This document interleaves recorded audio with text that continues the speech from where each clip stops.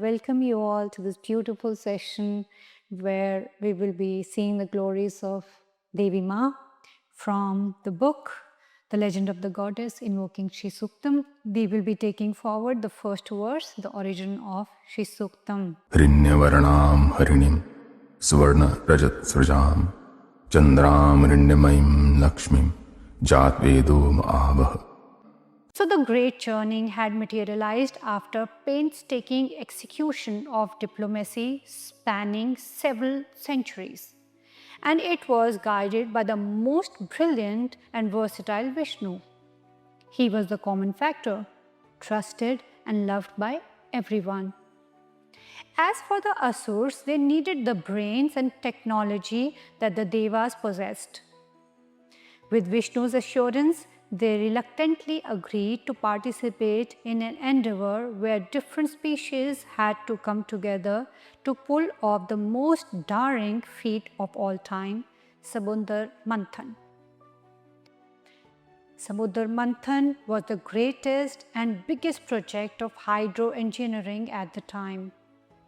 Everyone was exhausted already, and in their wildest dreams, they hadn't imagined that one of the first things to emerge from the churning would be venom as poisonous that even Vasuki could die from it. Vishnu embraced Shiva once again. Suddenly, his smile disappeared and his eyes welled up. Before long, a pair of tears trickled down Vishnu's ruddy cheeks.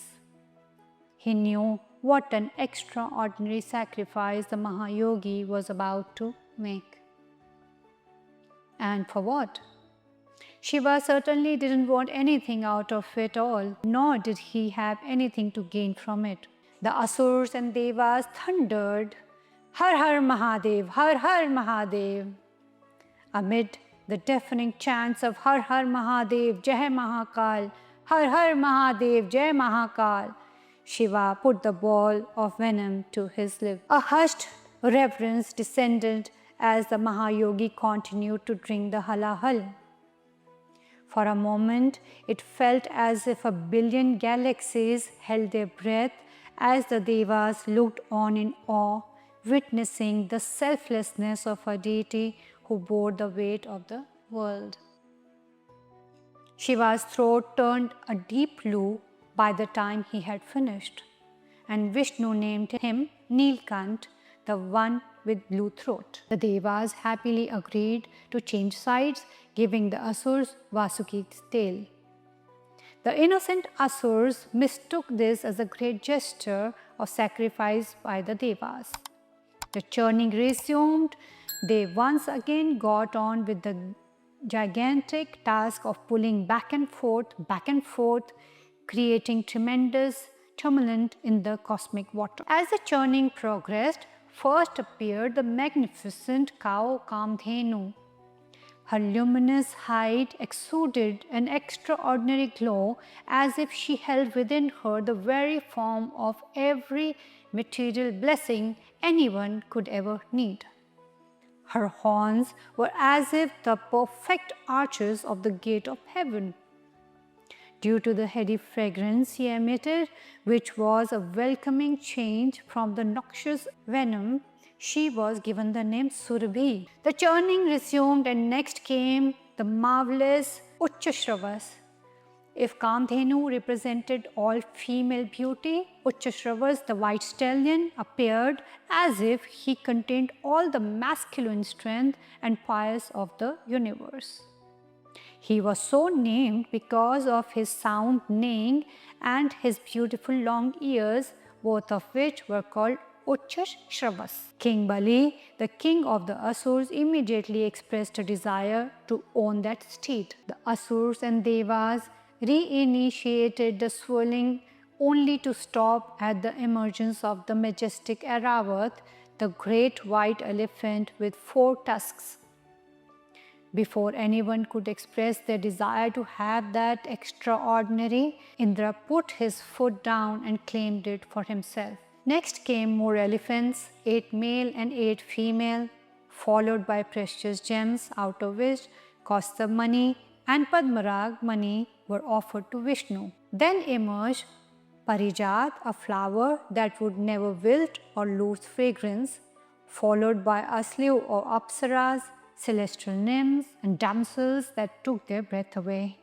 An extraordinary figure emerged from the ocean, as if all the beauty in the entire creation had assumed one feminine form. Her divine form commanded such reverence and submission that the Devas, Asuras and every creature present there wanted to serve her with everything they had. She was looking for something else, someone else. She needed someone to whom she could surrender, someone who could charm her with genuine and wit. She did not want somebody who became subservient at the mere sight of her. But where was this faultless person? She began moving about in graceful doe-like steps, holding a garland of lotuses with constantly circling bumblebees. She was smiling with shyness. Her dangling earrings would occasionally hit against her tender cheeks, adding to her natural beauty. Moving through the Gandharvas, Asuras and Devas and sages, most of whom held their breath and pacified their thumping hearts with an internal dialogue. The goddess stood still when she came near Vishnu. It was no brainer. She felt all those emotions for him that others had been feeling for her until a few moments ago. She garlanded Vishnu with the lotus flowers that were still surrounded by humming bumblebees. She stood there with a demeanor of smile. From that soft ground where Lord Vishnu and Lakshmi stood, two divine sages, Chiklita and Kardama, emerged.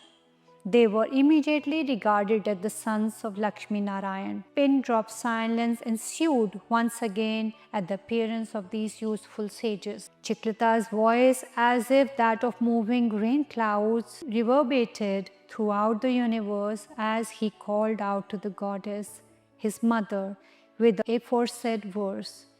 This became the first of 16 verses of the sonic form of Mother Goddess.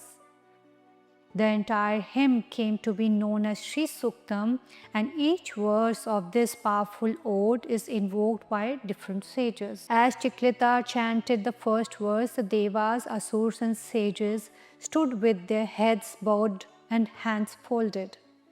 The sages saw in their mind's eye how the verse had 7 hidden mantras, each one capable of transforming one's fortune.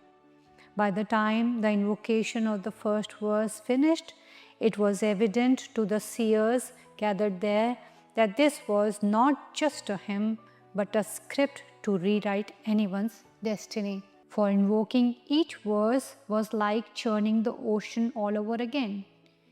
Figuratively speaking, of course, the great sage Chiklita had brought the first verse to life. Now someone else had to carry on the baton. But who and when? Bolo Shri Hari Bhagwan ki Jai.